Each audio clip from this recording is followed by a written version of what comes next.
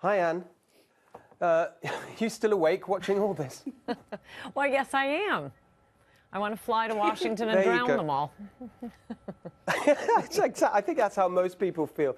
Great to see you. We'll talk about President Trump in a minute. I know you got strong views there, but what do you make of all this nonsense going on in D.C.? It reminds me of your opening statement, which was magnificent. The fix is in. The donors control our government. For Mitch McConnell, Republican majority leader, to act as if his hands are tied, no, he ought to say there's a majority vote to pass something. The Constitution specifies, I think there are 5 times when you need a supermajority vote to override a president's veto, to go to war, that sort of thing for a constitutional amendment. So unless it's one of those 5 circumstances, it ought to be 51 votes. That's point one. Point two, even if you're going to have this ridiculous minority rules Senate, at least make them filibuster. You notice none of them filibuster. No, this isn't like Strom Thurmond, where he had to stand on the Senate floor for whatever it was, a week without going to the bathroom. No, they just say, oh, we have an intent to filibuster. If Mitch McConnell wanted to fund the government, he could do it. But I think the fix is in, and they all want to force Donald Trump's hand to do the exact same thing that he was elected to prevent, which is to pass an amnesty and not build a wall. There you go. A perfect segue into what I'm excited to talk to you about, which is the story of the first year. You were one of Donald Trump's earliest and most vocal supporters. That brilliant book, which I enjoyed so much, In Trump We Trust. So 1 year in, do you still trust in him? Where are you? Well, I'm giving him an incomplete because I still have hope he'll go back to the candidate Trump. What was so great about Trump's candidacy is for years and years and years, we have, what we're seeing on the Senate floor right now. We have the Republican Party and the Democratic Party, and those are your only options. And, the Democrats are offering A and B, and the Democrats are offering C and D. And voters would say, but we wanted X, Y, Z. Is any party going to? No, you can't vote for that. You can only vote for A and B or C and D. Finally, Trump came along and offered us X, Y, and Z. But is not really doing it. How is this presidency? He's obviously better than Hillary Clinton is. How would it be different from Jeb exclamation point? Any Republican would have given us tax cuts. Any Republican would have saved the carried interest loophole for hedge fund managers, something that Donald Trump specifically campaigned against and never did. Any Republican would say, oh, my hands are tied. I can't build a wall. I can't build a wall. Any Republican would say, yes, I'll negotiate with Lindsey Graham on amnesty. Gorsuch, okay, great. We have one on the Supreme Court. That'll keep the country going.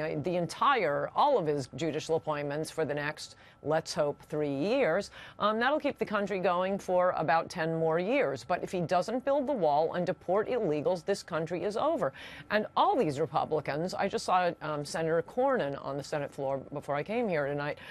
If the Republicans are as dumb as Cornyn, or the fix is in, for them all to be talking about, oh, these children who are here through no fault of their own, that's not what we're talking about with the Dreamer amnesty. What we are talking about is turning over an amnesty to the federal courts. That is a 100% amnesty. It is an amnesty for MS-13 members. It's an amnesty for the terrorists. It goes before the Ninth Circuit Court. And what does Cornyn or any of these Republicans, what do they even imagine this law would say? Does it have to be proved in court that they came here through no fault of their own?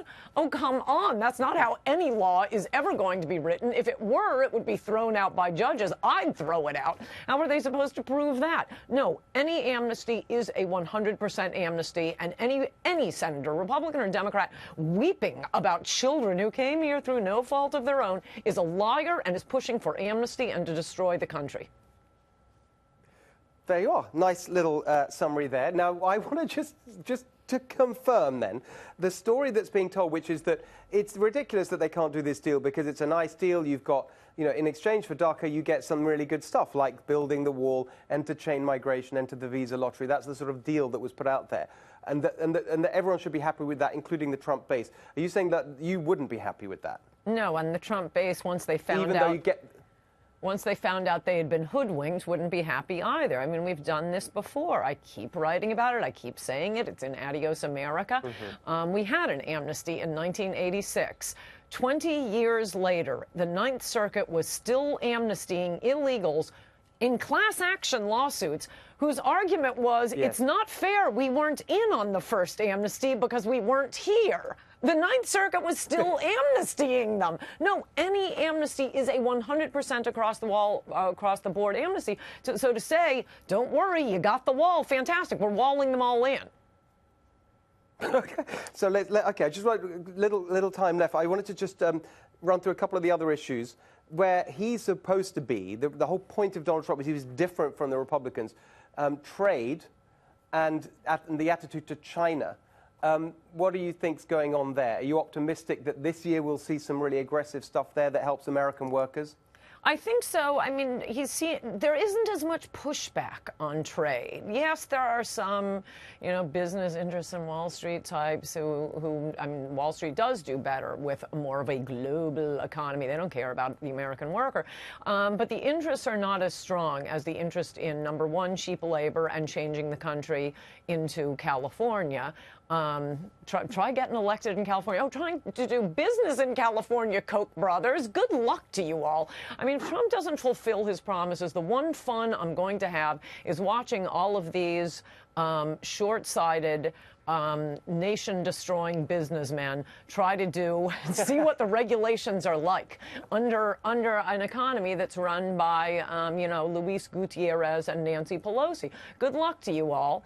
But I think trade will be good. I would like to see an end to the pointless wars. I would say that was the third prong of the three amazing, stunning things Trump did: immigration, trade, and no more pointless wars. But we're still in pointless wars. He has been very good on trade, and he's been good on bringing jobs back. I think I agree with your initial summary there of incomplete, and so great to see you.